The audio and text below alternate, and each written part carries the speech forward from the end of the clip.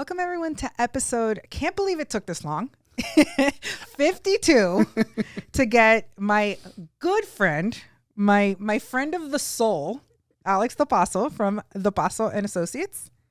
You know, I really wish we would have just left it at welcome to episode. I can't believe it took this long. Right? Like that should have just been the episode number. That's all it needed to be. Yeah. Thank you for crossing the border over here to Fort Lauderdale. You know, people don't understand. It really is only like 22 miles. It's not bad. But it's bad. It's terrible. But it's and only on a rainy day like geographically 22 miles. But Dade and Broward. But you know, that's the thing about all Broward people and Dade people. When you come down home, you're like, yeah, this sucks. I time it. I'm like, oh gosh, I gotta get out before 4. Well, I mean, I'll be honest with you. It's to the point where, you know, we had $2 billion storms in 2024 and we still can't stop people from moving into this state. Like, it's a good place to live. Well, apparently every place else sucks. I mean, that's kind of has to be the case. It's not how great Florida is. It's just how bad everywhere else is. I don't know, but they keep moving in. And I mean, traffic is just... It's bad. You know, we were just in New York recently and we went from, Jersey. We were on the Jersey side and we went from Jersey to Brooklyn in an Uber and it was 17 miles and it took us an hour. Yeah. And I was like, oh. So I live in an area called Palmetto Bay, right? Which is only 12 miles from Doral, right? And Doral's where, you know, they used to do the Golf Open and this, that, and the other. And I live a little bit further south. But when I used to make that drive, and I did it for 20 years, it was 45 minutes on a good day and an hour and 15 minutes on a bad day. It's 12 miles. Yeah. It's not like that's the thing, because South Florida really isn't a huge space. We look at it, Florida, and we're like, oh my God, you know, it's all Everglades. Right. So it's really only north and south, and because of that, there's a lot of people all over the place. But you know, it was totally worth it to come up here and get to hang out with you. I'm glad. I'm super excited. This is very long overdue. Tell everybody about yourself. What do you do? Obviously, I know what you do, but introduce yourself on. I am a lesser version of Ciara. False. You know, I do my best to try to help business owners better understand insurance and make better insurance buying decisions. So we, you know, believe that insurance is not something that should be sold. It's something that should be bought. And, you know, we try to help business owners shift their mindset from like price conscious, transactional, hey, this is the thing I got to do, to like, wow, these are all things that affect my bottom line. And, you know, how do I prepare for, you know, not just the things that can be transferred through insurance, but all kinds of other things that can be transferred, you know, either through contracts or some things that can't be transferred and you just got to be ready for. But just that shift in mindset, that's kind of what I do. I try to do it as best as I can. How long have you been doing it for? 28 years. The reason why I asked that question is he started at 28 and a half, by the way. The reason that I asked that question is because obviously over your career of 28 years of speaking to to business owners, I'm curious to know the pattern that you saw in the business owners that have achieved some level of success versus not. What do you think it is? And that's common. Planning. Like at the end of the day, it's really thought process. Like if you take a moment and you listen to any of them, from Gary V to like the guy with the nose thing on his Hormozy. That guy. All of them, really 99% of the time, even though they're talking about shooting from the hip, but they have a pre-thought out plan. The shooting from the hip is an already tried and true, pre-thought out plan. So the difference between I've seen between businesses that go from like 0 to 100 million to those that start at 0 and end at negative $500,000 usually is planning. You know, one of the things I'm always telling people is that everybody, when they're budgeting, plans for paper, but nobody plans for paper clips.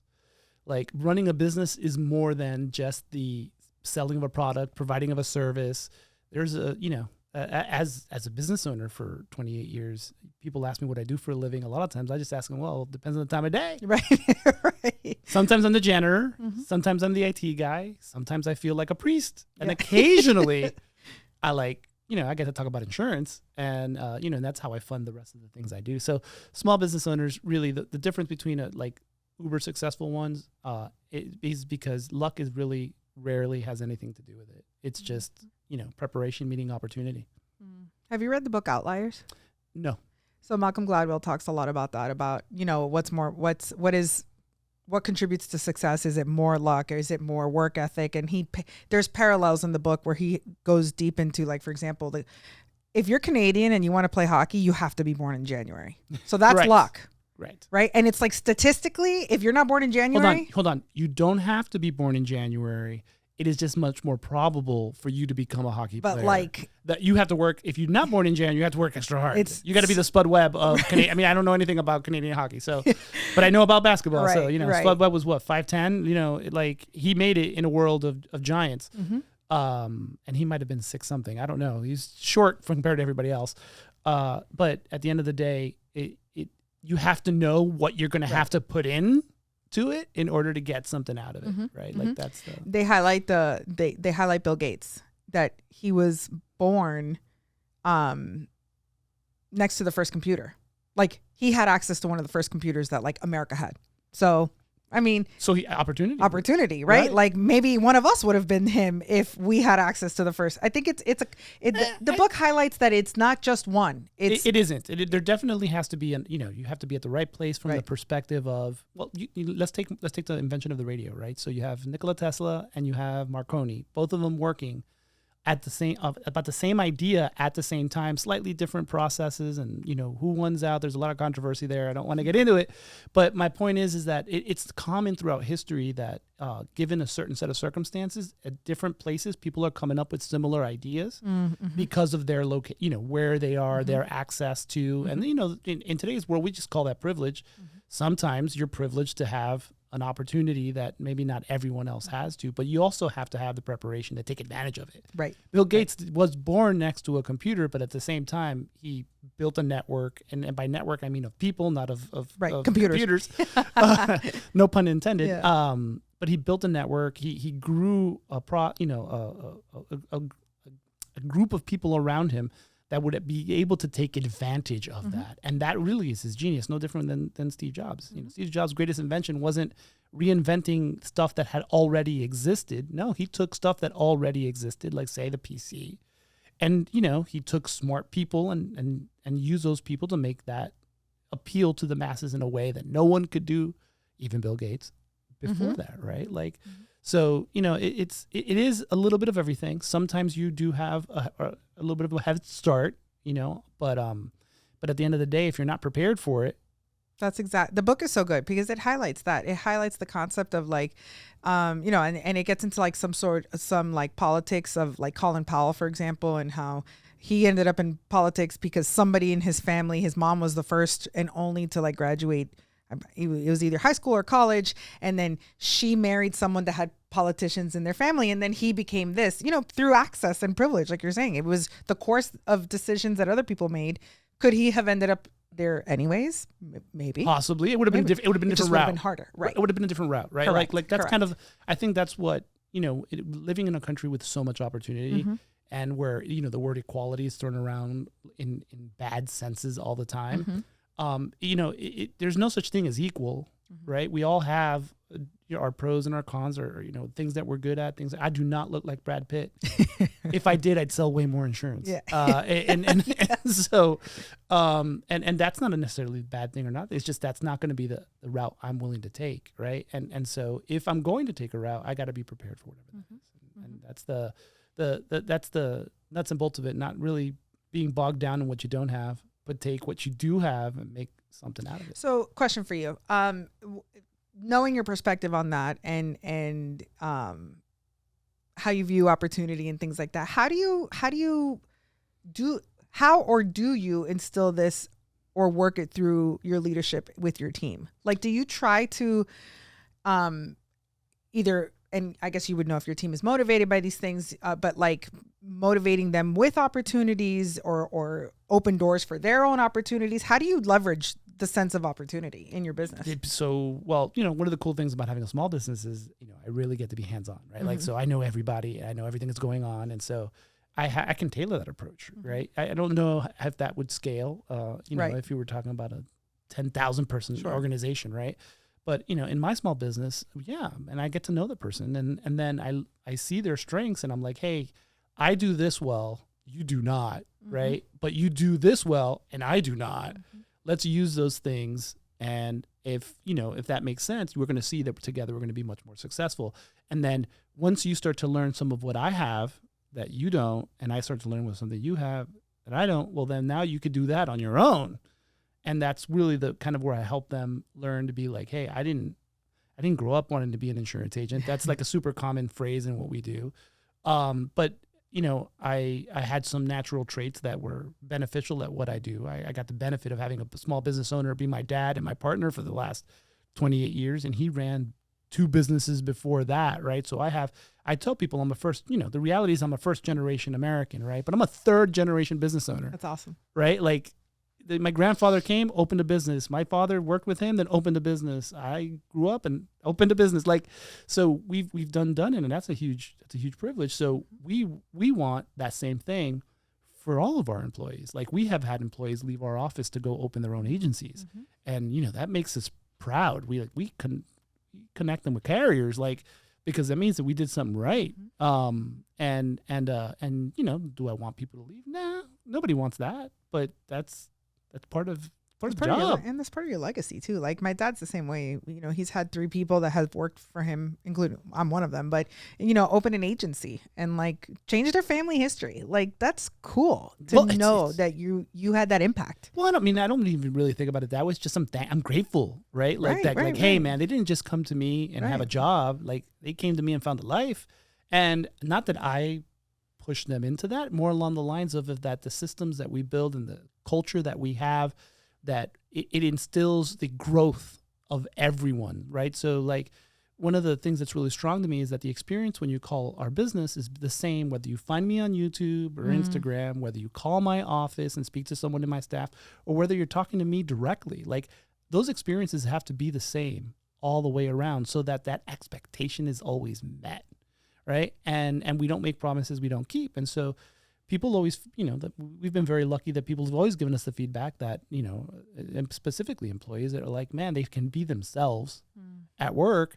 And because they can be themselves, then they feel like they can see themselves at successful positions, moving forward. So it's a blessing and a huge part about being a small business owner, because you get to be a part of those growth moments. And again, I'm not going to take credit for it, but at least I didn't impede it. Right? No, but it's not that you have to take credit for it, but there is a piece of it. I mean, not everybody works at an agency. Most don't work at agencies where they're like, I'm going to go open my own. No, you leave the room for them to know that it's also possible for them. And sometimes that's enough, right? Like, some people would get shot down immediately, or the curtains would never be pulled back. So this is something I teach my kids all the time. And well, I'm a Christian, right? So, I don't look at other agencies as my bar. Like, how other people treat their people, how they do things, that is not my purpose. Like, I'm glad. And obviously if I see something that synergizes and I'm like, oh, I can learn from that, I take advantage of it. But what I mean is, what really matters to me is am I living by the bar that has been set for me, which is much higher and something I can never actually reach. And so we're always striving. And so at the end of the day, I guess that's why I say it the way I say it. It's because I'm like, yes, other people have other experiences at other agencies. I'm like, but that's not mine, right? Like, ours is different, and or the same. Like, there's some places I know that some people are hungry to sell. People want to just bind. And binding in our business means revenue. And so if that's what you want, we are not the right place for you. Not because we don't want to build in more revenue. Right. It's just not part of our process. Right. We're kind of a slow down and tell you, no, think about this before you make this decision kind of consultancy. And versus, hey, no, this is the best product that exists out there, or no, you must, using some kind of, I don't know, drip campaign or manipulation tactic to get that sale done. But God bless you if that's what you want to do. And there's lots of agencies and a lot of businesses that can support that. I think that's one of the best things about our business too, that there's just so many ways to be successful in our business. There's no one way. There's nobody does it the same. You couldn't even try. I couldn't do it your way. You couldn't do it mine. You can't duplicate how anyone does it, number one. And there's a million ways. I have a good friend of mine that owns an agency out in Texas, and he told me the other day on the phone, he said, see, I just want to remind you that you don't make more money doing it the hard way. Like, it's okay to, you know, in our industry, sometimes it's like some writing some lines of insurance are like frowned upon, or like you're too small, like that type of stuff. People are right. People are people. And he was just like, just remember that it's, you know, you're not getting paid more because you suffer more. Well, suffering does not equate revenue. Well, number one, right? Like, well, and as per our conversation a little bit earlier, neither does effort, right? Sometimes you can have an opportunity that requires very little effort and ends up making a ton of cash. A lot of money, right? And then sometimes you have an opportunity that makes you work for the $100, right? And the trick for any successful business like ours is, you know, trying to find a way to minimize one and increase the other, right? So that, and at the same way, still trying to, you know, lead that customer to a place that of something that they want to do, right? So we tell a lot of our customers, it's like, hey, there are 35,000 licensed agents in the state of Florida. We're just one. We're not the only choice. In fact, there are 5 in the condominium building that my office is located at. I have 2. Right. Like I go, and so, you know, I'm not, trying to convince you of anything. I'm trying to talk about your business. And if that makes sense to you, let's go to steps, let's go to step 2. And not have to try to figure that out and let them know right away. It's like, oh, hey, you want to walk into an office to make your payment? That's super cool. Where do you live? And let me find some local agencies that you can do that to, because if you're going to want to send me a check, you're just going to be disappointed with the process.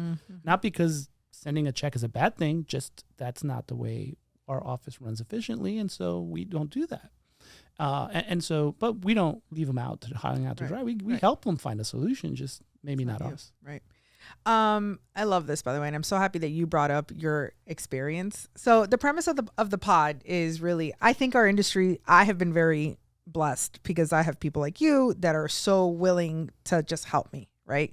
I pick up the phone and I call you, you solve my problems, right? Well, that's not exactly how that works, but yes. 75% of the time you're solving my problems. Okay. And so I don't know that other industries are as supportive, right? Or, the entrepreneur that feels like they're on an island and they don't know who to call or who to help, or even the questions to ask. So I always like to, talk to different entrepreneurs that sit in the chair about different things. And I'm glad that you spoke right now about you're very, very passionate about your experience being the same, no matter the channel that they find you. How did you get that? Like, how long did it take you to get there? And how did you put that experience together? Right. So it sounds really complicated, but it's not. Okay. Right. So I'm not that smart. I did not, as we were joking around, my kids say I have a video voice, and apparently now I have a podcast voice. But the reality is that as we had a business before our marketing really took off. Right. And we did, more traditional forms of marketing. We've never been kind of door knockers. So we reached out softly, mailers or something of that nature. Referrals, obviously, if you're 28 years in business and referrals isn't your number one source, you're doing something wrong. But once when we got to the point where we realized we needed this to grow, right? My father, one of the wonderful things about working with him is that he allows me to take on projects, and they're literally, I am autonomous in that, right? Like it is my project and I will figure it out. And obviously there's collaboration, and, he's the money man. So it will stop if it's not working, but he allowed me the opportunity to start to think about other ways of doing this. And so as I'm starting to say, okay, well, I'm going to start getting out there, I'm going to start creating video, I'm going to start using social, what our website's going to look like, all these kinds of things. The one thing I couldn't be was something I wasn't. Not because I wanted to be true and authentic, but because I didn't know how to be something I wasn't. So one of the things, and if you start dealing with marketing agencies, this becomes hard because they're going to want to push you to best practices or things that are working right now. Not necessarily bad things. I'm not saying that they're that. I'm just saying that's not who I am, and therefore I could not do that successfully, right? It's gonna, the Apple launch was yesterday, and everybody's making fun of just how AI it seemed like it was just terrible delivery of this stuff, and that would be me Like I would be a pretend person. Correct. And so I was passionate about being like, okay, I got to find those parts of our culture and our personality that allows me to just speak on those things. And then that way everything remains the same. Right. And then once we started promoting those parts of our culture, we made sure that our processes were in place to be able to support the promises we were making. And that wasn't really all that hard because, they were already there. We just doubled down on automation or technology or other things that allowed us to really keep that promise scaled, being able to take in more leads, being able to talk to more customers, being able to spend more time building those relationships that really build long-term, customers. And so it was really more just a matter of, I couldn't fake it. Like I didn't think I could. So therefore I chose not to. And I just be, and I say just be me, but it's not just me. Dopazo Insurance's entire culture is based around a whole group of people. My father, myself, the legacy my grandfather gave my father, the people who work there. All of it fit into that narrative, into that story, but it's curated, right? Like it's, if you come to our office and, like I said earlier, you're also like, oh, I want to sell. We're going to put a pause on you. We're going to be like, hey, that's great. Here, let me introduce you to, some other agencies that are looking for that. But if you're looking, you come into our office, it's like, man, I really like to learn. I'm super curious. I ask a lot of questions, and I'm looking for an experience that's going to provide me, a BTS behind like all these different kinds of businesses and getting to learn about them, caring about what their end result will be and seeing those businesses grow. You start talking about stuff like that, and I'm like, hey, sign on the dotted line. You got a job. I don't know if I have a position for you, but you got a job. And let's move on to the next part, because that is everything in our business. And so it mostly was just not trying to be fake, because I didn't think I'd be good at being fake. Okay. So I understand that and appreciate that. But then how do you scale that consistency across so many personalities? Well, it's because at the end of the day, it's not, right? Like when we hire, it's important that they fit that kind of a thought process. And, that doesn't always work out the way you want it to, but when it doesn't, you adjust, right? You take someone who's doing X and you ask them to do Y, or you make sure that you're better at screening those processes in as they're coming in. The reason, there are certain things that are like non-negotiables in our office, right? Like you got to smile when you answer the phone. Mm-hmm.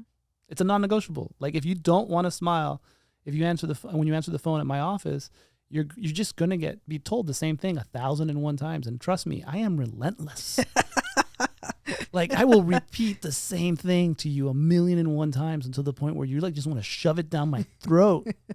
And eventually you acquiesce. Right. And so, and why? Well, because we have found in our experience that if you smile when you answer the phone, whatever was just going on that last phone call that has you frustrated that just changed the mindset, and you're not taking it out on the next person for what just happened to you on the previous person, right? Because customer relationships are not always easy, and especially in what we do, where no matter how hard we try to manage the expectation, sometimes that expectation is not met, and you have to kind of walk through that process, which leads to some frustration. It leads to some difficulty. So you have to be able to not, take it all on the next guy. So, one of the best pieces of sales advice I think I ever got was some will, some won't, so what, who's next? And that thought process of like going to that next customer with a fresh perspective, fresh attitude and getting there, or that next call or that next transaction with that attitude, is a big part of who we are. And so that's a big part of who I am. It's a big part of my father taught me to be. And so we make, we have these conversations. We have weekly, bi-weekly meetings where we sit down and we talk about, hey, this could be improved. This could not be improved, and we let them know why. Mm-hmm. Like we don't just, it's not a, hey, I'm the right way, right, my way or the highway. It also sounds, I think that, a lot of what I do is sit here and ask these questions, like with the premise of like, oh, the entrepreneur that doesn't have a community, it's still for me. I'm still asking these questions for myself because, you know, this is, like you said, sometimes you're the janitor, then you're the IT, then you're the therapist. There's so many hats. So many parts of being a small business owner that it is really hard to figure out. Sometimes it's hard to shift to between one and the other. And nowadays, because of the expansion of knowledge that we have today that didn't exist 10 years ago, didn't exist less 20 years ago, we're wearing even more hats, right? Like, you know, the average, you know, small business owner literally has to work as a media company, right? In a lot of cases, right? Yep. And so like now I'm like, hold on a second. Like, how do I, you know, copy? Like, what's copy? You know, you know, what's a caption? My dad tells me that all the time where he's just like, when we started our other agency, it was way easier than having to do all of this stuff.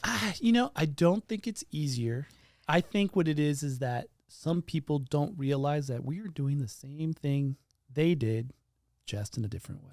Yeah, but I feel like it's in a more demanding way because it's accessible all the time. Like before, we had a printing room where we would pump out 20,000 pieces of mail a month, which is ridiculous and insane. Right, but I mean, it was still it was natural to do that. Like, so now what we do is we shoot a podcast and we let 20,000 people see it a month. I know, but this is like you got to learn how to do this. This is a performance. Agreed. And I wouldn't say this was a performance, but creating content, like your talking head videos, your explainer videos, like, I mean, there's a ramp up period.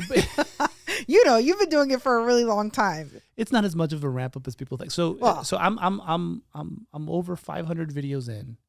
How long? And 2017 is when I shot my first one. How bad was it? It's still my highest performing video.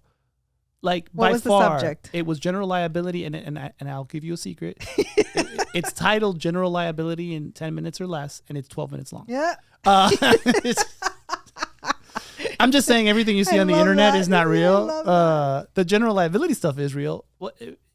And I joke around about it being my highest performing video. I'm not, in the sense of it is real, but it doesn't. What I did was answer a question, right? But I think that it takes a while for someone to get, as someone that saw you start that and do it, and you did it for a very long time before I had the guts to try it, right? Like, once you're on the bicycle and you're used to it, yeah. I mean, my first episode of this, I was mortified, and now it's like, you know, it's no. But I'd say it's 500. I'm more than 500 videos in at this point. I still get terrified when I hit record. Like, that part never goes away.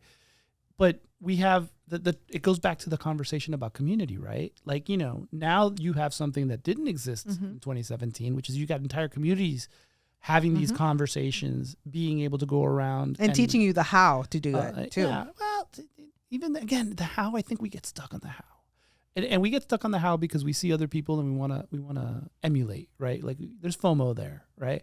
But at the end of the day, you know, if you have a phone and you have something to say, you have an audience, and I think that we overcomplicate it because we want to scale it. But if you're a small business owner and you're not thinking about scale yet, you're just thinking about brand awareness and you're just trying to get out there, just hit record and press publish. I would say that we overcomplicate it because of fear. Well, no, fear's a huge part of it. I don't want to hear my voice. I need to lose 25 pounds before I start recording. I don't know what I'm going to talk about. Like, all of those things are they're roadblocks. They can be, but they're also not necessarily the thing that resonates with your audience, right? Like, one of the cool things that I have found out about myself through this entire journey is that I have apparently a way that resonates with a large group of people of taking complex topics and you know, kind of bringing them down to their particular perspective. I won't say their level, you know, or make them basic, because I don't think that's what I'm doing. I think about the end user, like who's going to be looking and trying to get this question answered, and I think about what they're struggling through, and then I try to answer the question in a way that will fit their current perspective, their current paradigm. So. And I've have the blessing to be able to accomplish that. But I sell insurance for a living. It's an absurdly complicated product. If I didn't know already before I started shooting videos how to take something complicated and do it make it easier.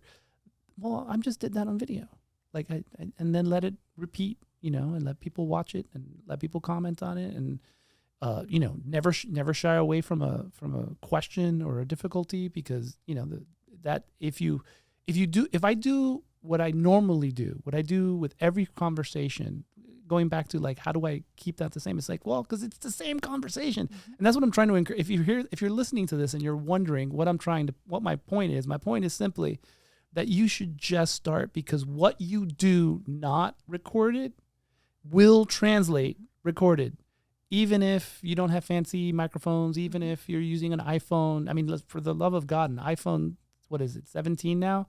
That thing has more computing power than my the first 10 or 15 computers I owned, right? Mm-hmm. It's an amazing device, and you can do a ton with it. And your voice is so valuable, because it really is the only difference between you and 1,000 other people doing the same thing that you're doing. My brother likes to say that if you're 1 in a million, there's 1,000 of you in China. and that's funny. Yeah. Well, I mean, it's true. It's true. And so it's like, yeah, you're the Temu version of yourself. Yes. Somewhere. There's 1,000 Temu versions of yourself somewhere.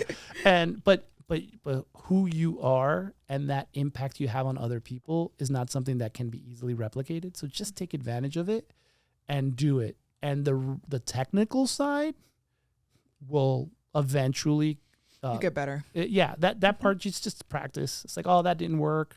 Nobody saw it. Who cares? Right. You can delete it. Right. Unless you're like Philly's Karen. You can't delete that from the internet. No. No.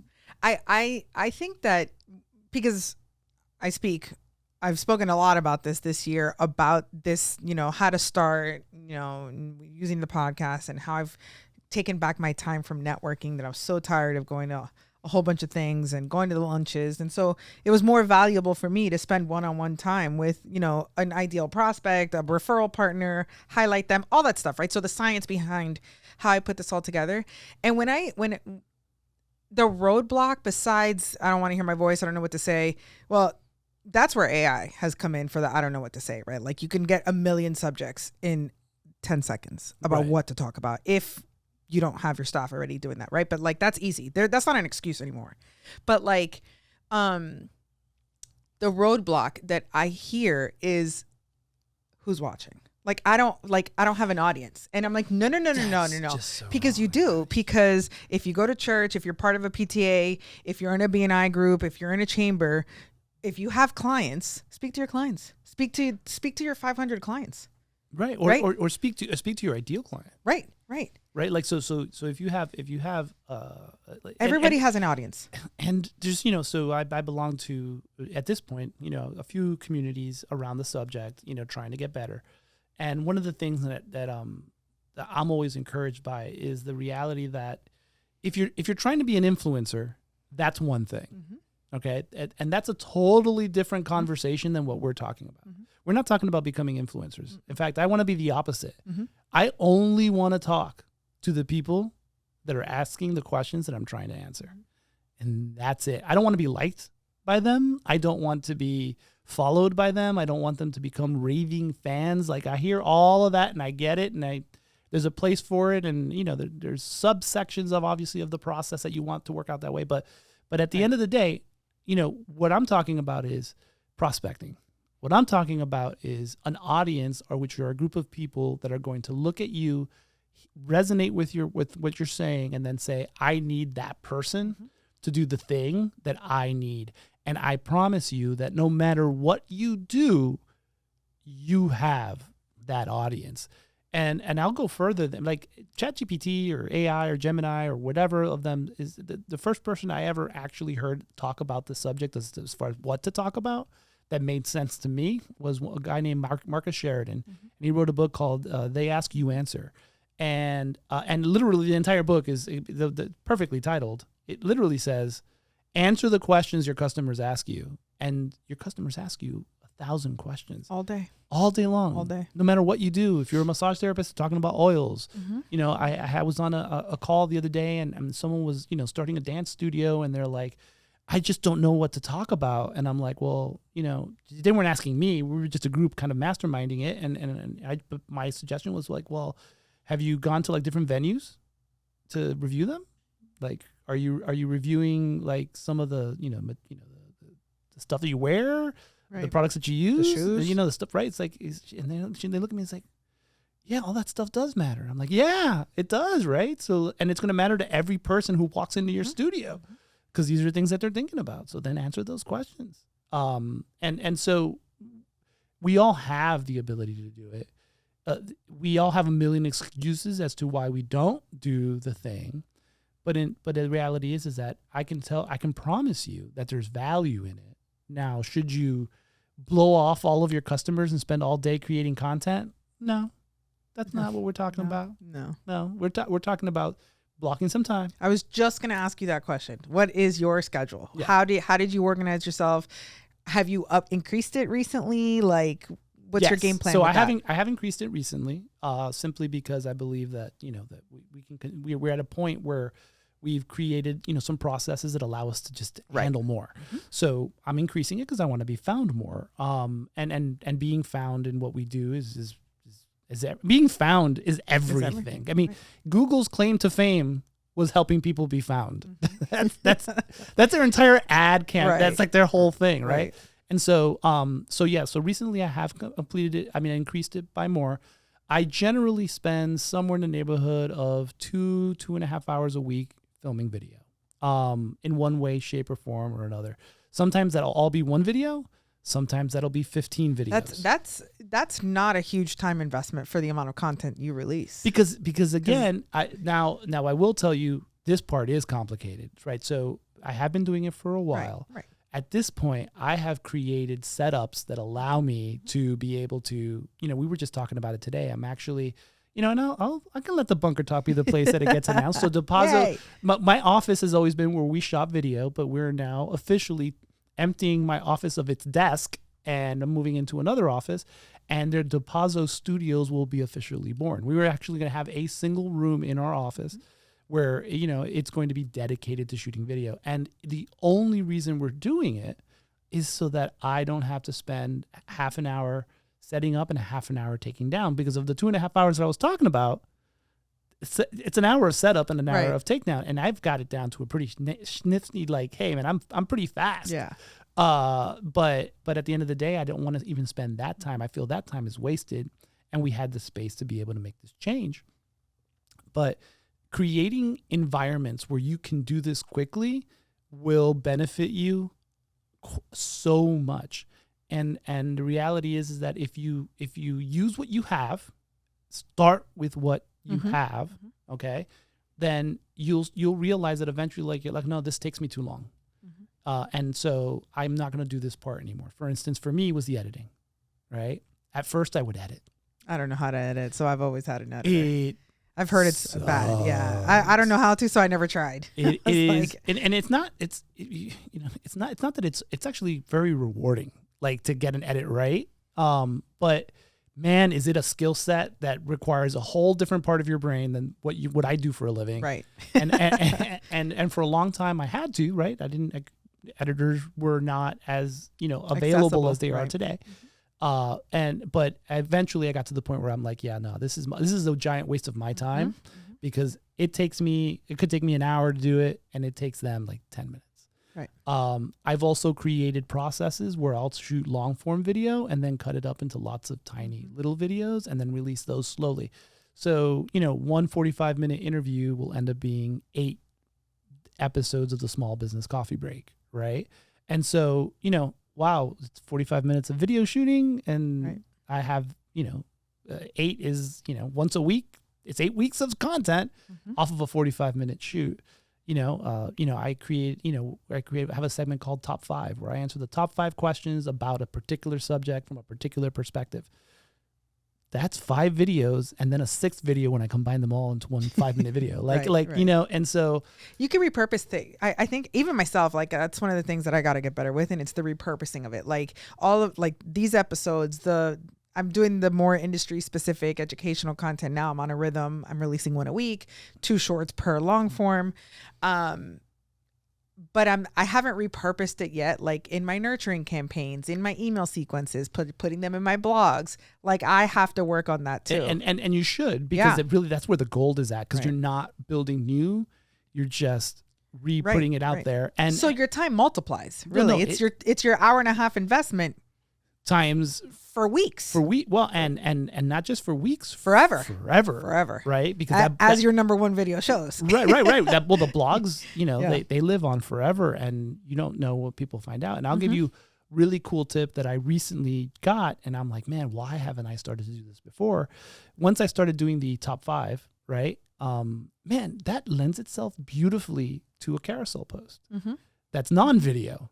So I could literally take my top 5 video, like what I said, all 5 minutes or 7 minutes of it, throw it into ChatGPT, tell ChatGPT, hey man, give me some carousel posts, and then throw that into some Canva, and then like magically have another post off of something that.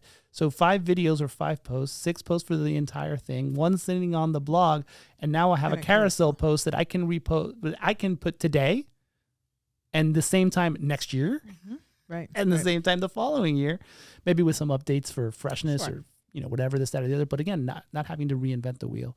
So the setting the time is important, but even more important is doing video or doing content that is easy for you to do and repeat and repeat and repeat, because the magic is in the consistency. Like putting out a video now and then putting out another video in a month and another month and a half, putting out another video. Like even mentally, that just drains you. Yeah.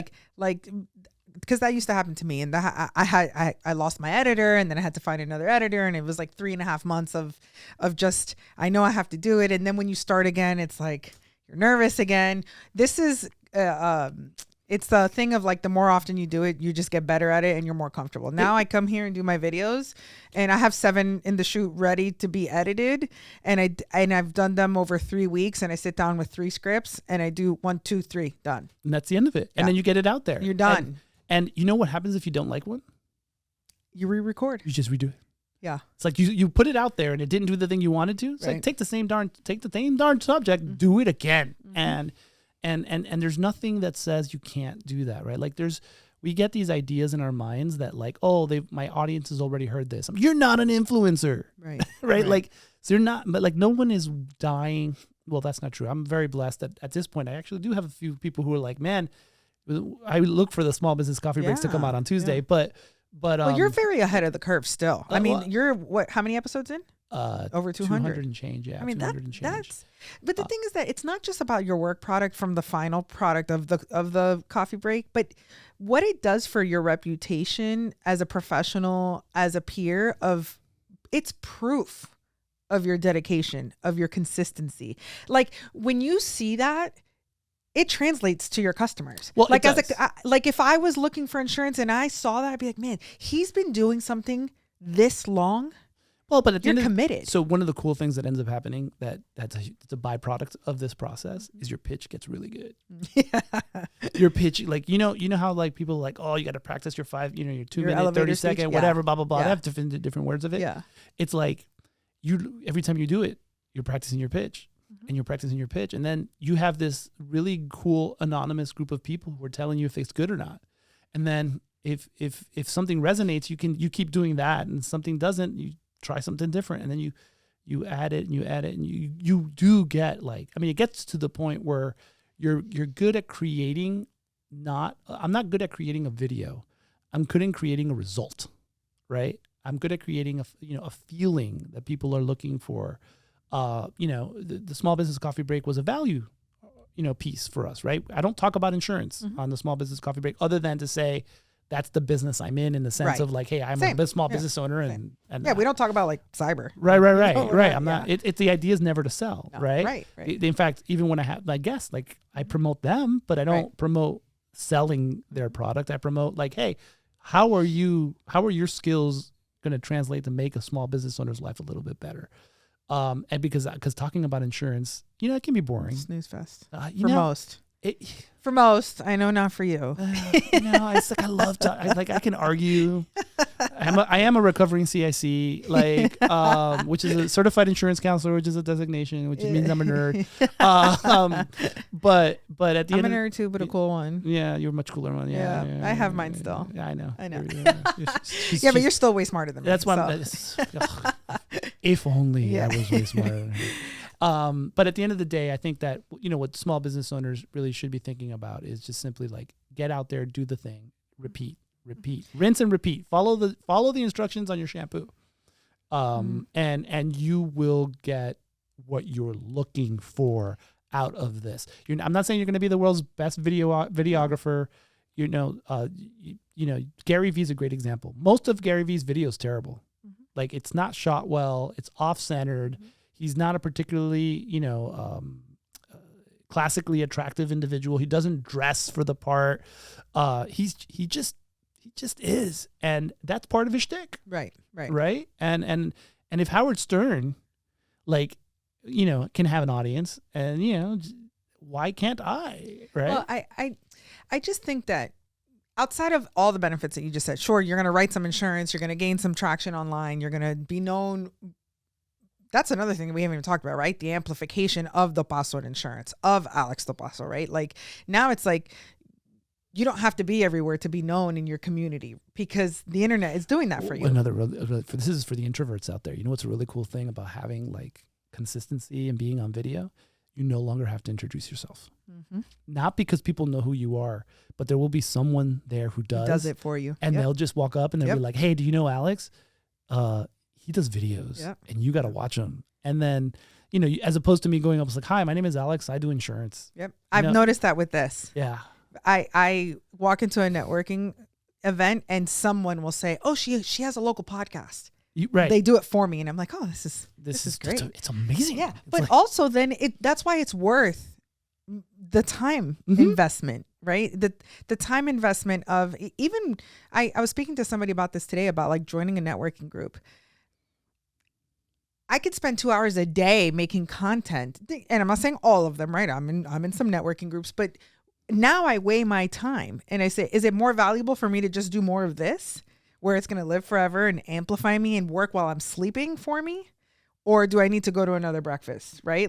Or a weekly meeting? All of that, for me, this is more valuable. Yeah. And I think what happens is that it's all valuable in different ways. It works. And at different stages. It works as an ecosystem. Correct. It's not, right. It's not a man, wow, I've created this thing and da-da-da. No. Think of like music distribution. It's not just about getting the song out there. It's about getting radios to play it. It's about getting, videos that people are willing to share. It's like this whole process in order to make something, successful or go viral, right? And your small business is exactly the same. There is no simple solution. I mean, direct mailers are still a source of referrals for our office. Yeah. We still do them, still working, right? Yeah. Because they work. And so, do they work as effectively as they did in 1997? No, but here's the thing too, and this is the way I use my content, and even with, like you said, in tandem with my in-person behaviors.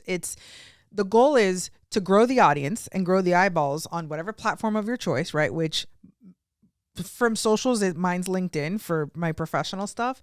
So it's like, if I'm in person with you, I definitely want to drive your eyeballs to my LinkedIn to see me in between these meetings. Yeah. So you could see me 2 to 3 times a week, even though I only see you in person once a month.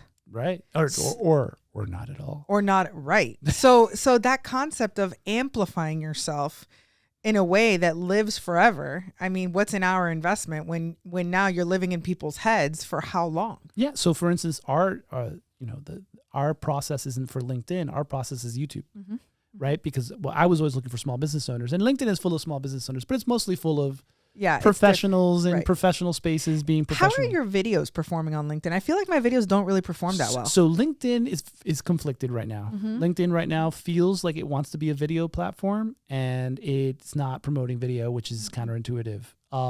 But so you'll see that static posts are still outperforming as far as impressions are concerned, literally and figuratively, also with engagement, right? But what you never hear is at that same chamber, no one walks up to you and is like, man, I read your post Right. You're right. about X subject and it moved me. Right. Like that does not happen. No. Right. And so again, ecosystem, right? The static posts are valuable because they get more views. And then when they see a video, now they're connecting to dots and this, that, and the other, and they're working in tandem. And so the reason why we chose YouTube was, again, because we were looking for people who had questions, right? Like insurance, one of the wonderful things about I do for a living is it is so unbelievably complicated that there is a limitless number of questions I can answer about this, about one policy, let alone the breadth of policies that we work with, right? Like cyber. There's a million videos. Yeah, a million questions. And not just a million questions. There's a million appetites for Correct, it, right? Like, not every business is going to look at it the same. Lawyers are going to be different than restaurants, and they both have a need. And how do you attack it? And da da da da da. So it's just an endless supply of things to talk about. And I found out that if again you answer that question, it resonates. Some of the best performing small business coffee break episodes revolve around a question someone has. I have one particular with an attorney, Alex Barthet, which I titled, what happens when I get sued? And, that one's got thousands of views. Well, because people are getting sued and they're like, what happens? And people want to know. What do I do? What's the next step? Right. And so, so being able to answer that question resonates with people, and then they come, and then there's that know, like, and trust part of what we do for a living, right? And so you're already into somewhere. You got one of those three from that initial conversation. I would say that even more reason of that. It's like you said, like the mailers, do they still work? Yes. Do they work less? Possibly. But also, it's still just the power of someone looking you up from a mailer and seeing 200 episodes, 500 videos. I always, when I talk about it, it makes me sad to an extent, because when it matters to be a really good insurance agent, the time has shifted, right? Like before, you just had to be known as a really good insurance agent, and you had to be one, and you would get the business. And now it's like, it still matters, but that's not how you're found. Like the visibility of someone getting a mailer, and then let me look this person up, and seeing that you've been answering people's questions since 2017, right? Like there's no doubt that you're the person to pick up the phone and call or fill out that online request form versus the agency down the road. So again, that's one of the things so Instagram's great for that, right? Like, cause people are like, well, why are you on Instagram? And you don't want to be an influencer, this, that, or the other. I go, because it's proof of life. Right. And I feel like the platform is more playful too. You could be a little more playful on Instagram. Yeah, you can, but I'm not. I'm not as cool as you, Ciara. Ciara, you're awesome in so many different ways, and like you can. You can pull off a Lady Gaga. You can wear a meat dress and make it look good. I'll try that. Yeah. But at the end of the day, though the content is very similar, that what we do on Instagram, we know for a fact that when we get a referral, Instagram gets checked more than 100%, Facebook, more than 100%. YouTube, and more than LinkedIn. I do that. Right. I check businesses' Instagrams. Right. Yeah. So what we do is, in our part of our process is we make it for YouTube, and then make it fit in all of the other spaces. Right. For us, LinkedIn and YouTube are the best. But Instagram is our referral proof of life. It is a brochure from back in the days when you actually made those, and so, or a website when websites were first began. It's like, oh, if they go there and they're like, oh, I just got this referral. Oh wait, these people are real. Not because they counted that I made X number of videos. Not even because they're really like going deep and kind of seeing that. They'll just get the impression that, man, this person talks about questions I'm asking. I always encourage people to just think about your own shopping habits, right? Like if I'm looking for a pair of sneakers, let's say, right? Because I'm running a marathon. I literally did this year. I was wearing the wrong shoes. I didn't investigate prior, but when I got home that night and my feet were hurting, I was looking for running shoes, right? For women in 40s, pretty overweight, right? We're not like I'm not fit. But it matters. You didn't have to tell us what you were searching for. Like, but it was that specific. I love the transparency, but like it was that specific. We could have talked about kimchi. Like it was. That's how specific. I wanted to get the advice on running shoes from someone that had a similar body type. Of course, I'm not going to get it from an avid marathoner. You're right? correct. I want it from someone that got off a couch and decided to run like I did. It was that specific. Right. And I'm looking on Instagram and I'm looking at YouTube. And then it's like, I watch a little bit of the videos on 1.5 speed to see, do they know what they're talking about? Okay. And what do? I look for a link. That's how we're shopping. If we believe that our consumers are not shopping in a similar fashion for insurance. Well, and let's just be, it's for anything. Anything. But I think people think insurance is they don't do that. I think they do. Oh my! I'm going to use the word hell. Oh hell, yes, they do. 100%. And sophisticated, non-sophisticated, right. English speaking, Spanish speaking, Korean speaking, and no matter what language, no matter what situation, people are always. In fact, one of the shifts we're having to make now and everyone's having to do this, but particularly in our industry, is now we need to be found by ChatGPT. Mm-hmm. Right. And what does that mean? Right. And I told you that ChatGPT brought you up. Well, like competition. I was like, oh, well, I asked it for my competitors. Yeah. Well, I feel bad that you asked it for your competitors and that I showed up. I got to be honest with you. No, it's not, because I'm not your competitor. Right. We are worlds apart. Yeah. There are 7 million people in a 25-mile like linear area. There's a lot of, if we both got 1%, right, we'd be rich. We'd be fantastic. I'd be on a yacht. We'd be doing this on a yacht right now. Yeah. This would be like an Italian. Italian brain rot. That's what I was just talking about with my daughter the other day. And so like, it's not a competition thing, but how do we, how do we remain relevant?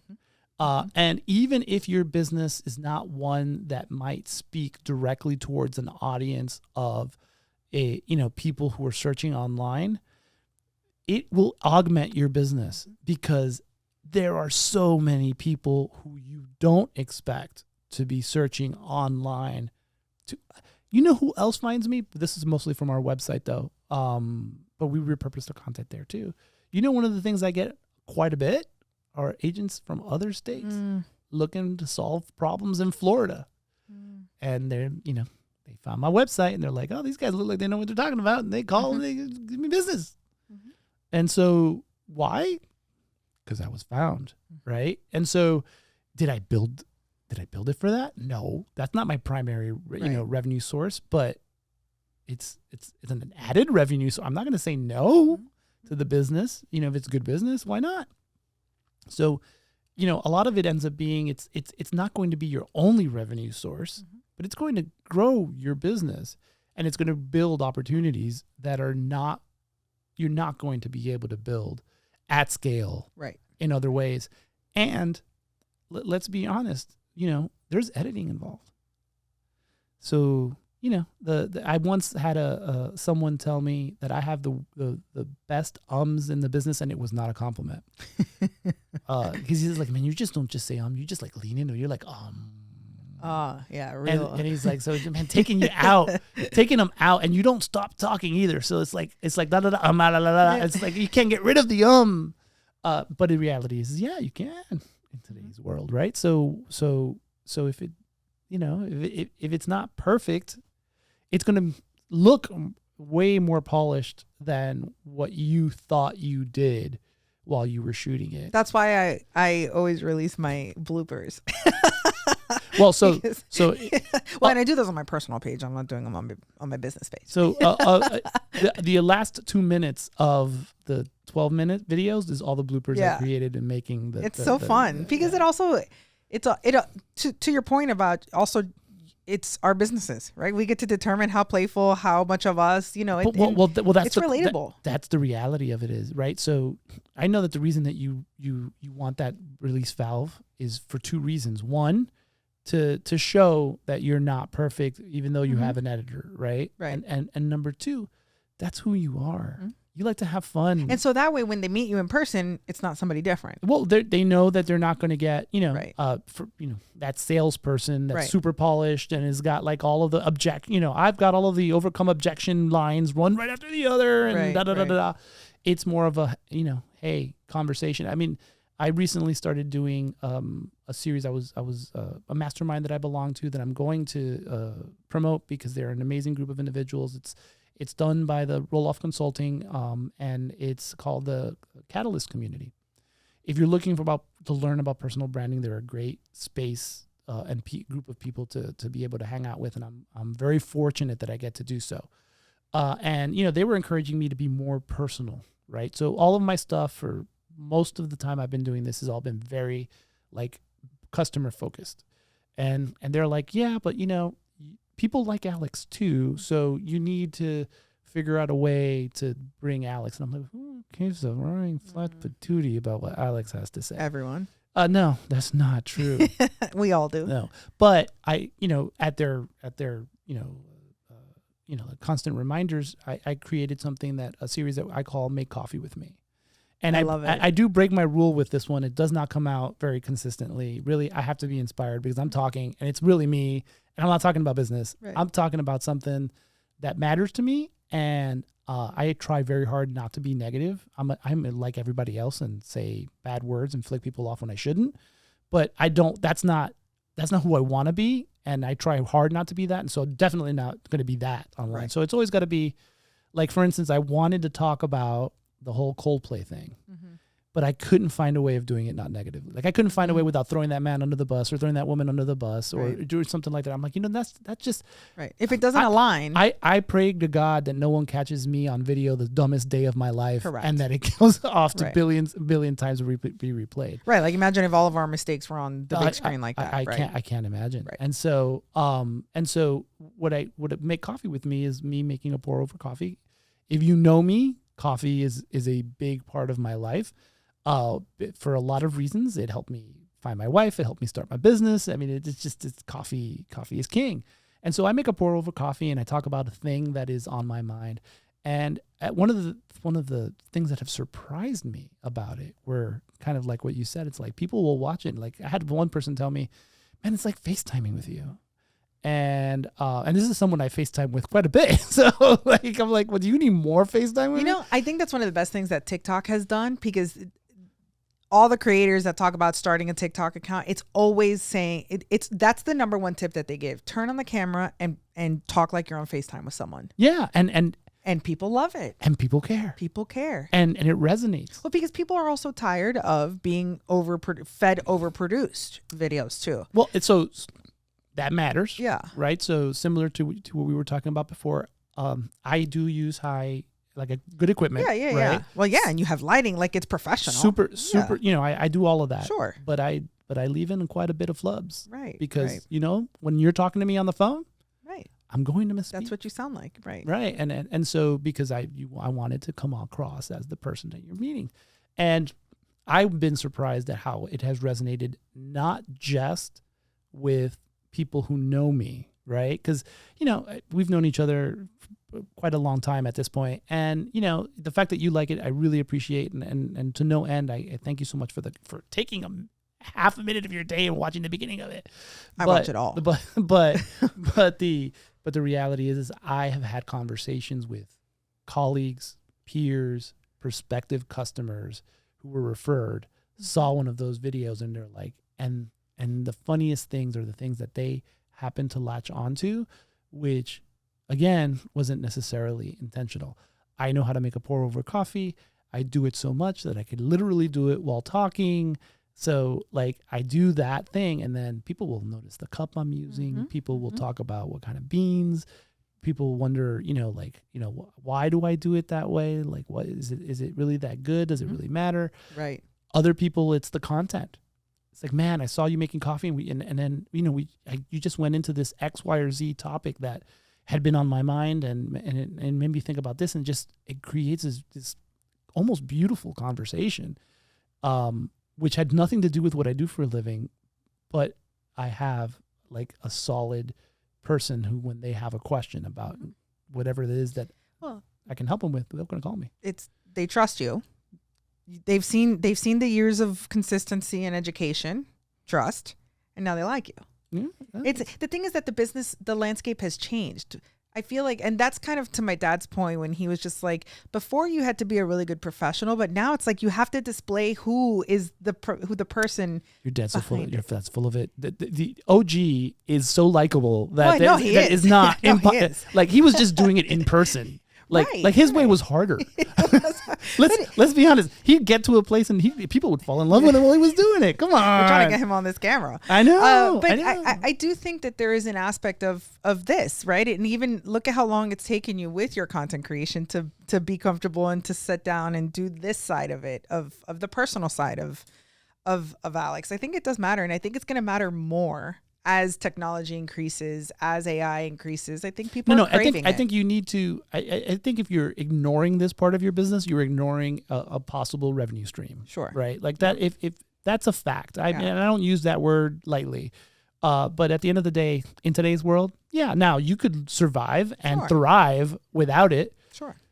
But if you're like it's also more fun. But we do, have the opportunity to, again, we practice our pitches. There's so many side benefits to it. Right. And it is, there is really very little as awesome as having a creative idea and then seeing it fulfilled, and seeing it work. It sucks when it doesn't, and it will often not work. But then it does work. And then it, and again, it gives you, the space is so open to your authenticity of who you are. And that word's overused quite a bit, but I'm a big believer in it, right? Because everybody can do this. If I am on the internet and people are watching me for thousands of hours a year, I like my mind gets blown. Like when I'm looking at the analytics and I'm like, I can't imagine. My wife doesn't want to talk to me for this long, and she loves me. But like thousands of hours a year, like if I can do it, anyone can do it, and you will be better for it if your business needs a lift, right? Like the story. I was sitting down with an agent at a recent industry event, who happens to be opening a coffee shop. Nice. And we started talking about this, and I was talking to his marketing person. Both of them were there, and so we were just kind of going over it. Now, mind you, this is an insurance agent who's opening a coffee shop. This is like my dream conversation. Yeah. Right? Like this is like I'm talking about what kind of, where's he bringing it from? Is this, is that? Right. We're going deep down. And, in good fashion, he starts asking a little bit about my life and my story. And so, I'll let him know a little bit about it. And he was like so grateful for like this conversation, because I started talking about my dad. I'm like, well, my father, he really was one who opened the agency, and 6 months later he needed free labor and he couldn't afford to pay me. But I got my license, and, I would work at the office so he can go out on calls. Cause in our industry, if there's not an agent present, you have to have a license to be able to even answer some very seemingly ridiculous questions. And that's how I got into the industry. It's how I started with the business, all that long time ago. We just started telling the story of how he got into it and what we used to do and this, that, and the other. And they're both looking at me like, that's an amazing story. Now, mind you, at this point, I've told this story thousands and thousands of times. So, it's pretty well rehearsed. But when they were saying, like, as he's talking to me and the marketing person's looking at me, he's like, man, that story is just so resonates, and he's this hero icon and this, that, and the other. And I'm like, wait, but don't miss the most important part of that story. And they're like, what? I'm like, it's not the hero icon my dad is, though I do believe my dad is a hero. The what people resonate is they see themselves in my father's story. They're not listening to like this thing that matters to them because, this one Cuban immigrant, his father came in 1960, brought him over in 1970. They opened up that's not the story that they're hearing themselves. Mm-hmm. They're the hero of this story, and they're living vicariously through the story being told. And that is so underutilized, right? Because we forget, like we hear these inspiring stories and we feel like, oh, they're inspiring because these people did these great things. No. The reason that they're inspiring is because we see ourselves being able to accomplish something new. because we've seen what those people could accomplish. It's our story within their story. That's what resonates. And all of us have this. This is not unique to any individual. Every story will be a little bit different. Some are going to be more dramatic. Some are going to be more straightforward. But at the end of the day, you know, like, you have a story, use it. Like, take advantage of this. And it may not come out, again, the right way the first time or the second time or the third time. But with practice and reps and doing it, your story is going to be narrowed down. You're going to realize who you want to do business with. You're going to get to the point where you can choose. Right. That's where who you're just talking about. It's just like, oh, I no longer want to do random, you know, chamber meetings. Now you do chamber meetings, but you can choose. Like you do like targeted chamber meetings, right? So that your time is spent generating revenue and doing things that you enjoy. And so there's no magic to what I do, man. There's no magic to what you do. Unfortunately, I wish I could say like I was a guru and then I could, you know, I've got a course I got to sell you. No, none of that. No, we're not. No, we're just selling some insurance. That's what we're selling. We're trying. There's a million questions I have to ask you. Okay. No, like we're done. Oh, well then that's good, because I was going to say we don't have all day. Yeah, no, I mean, I can't believe it's been this long. Well. We've just been, there's so many things. Definitely part 2 has to happen because I have literally a million questions to ask you. No. It's just, you know, it's a thank you very much for that. Thank you. No, thank you. Thank you for being my friend, for being a mentor. It's very easy to be your friend. I'm not a mentor. I'm just a person going alongside you. No, you are one of the best people that embody lifting while climbing. Well, I mean, thank you. Well, I that's a beautiful compliment, and I will accept it because I've been told I don't do that enough. So I will accept it. Yes. And thank you. But at the end of the day, like I said, you're an incredible person. You're doing incredible things. You're putting yourself out there. You're inventing. You're creating a road. You know, one of my favorite poems of all time is "The Road Less Traveled" by Robert Frost. And you know, that story talks about, you know, a hard road and an easy road. I don't think you're doing either. I think you're just taking a machete and making your own. Nice. And that's beautiful. That's beautiful. Tell everybody where they can find you, and we'll put it in the show notes too. I mean, if you type in if I've done my job right, you type in the word Dopazo Insurance anywhere, you will find me. Yeah. I'm always available for coffeewithdopazo.com. I mean, literally, you can schedule a coffee there, and I will buy you that cup of coffee. That's amazing. You know, I love talking about business. I love helping business owners. You know, that's the most wonderful part of my job. So, you know, if anyone has anything that they think I can provide value to, I'm there. But unless you know, I don't sell anything other than insurance. So. Yeah. He's an open book. Thank you so much for coming out here, being with me, and I hope your drive home's not terrible. It'll be fine.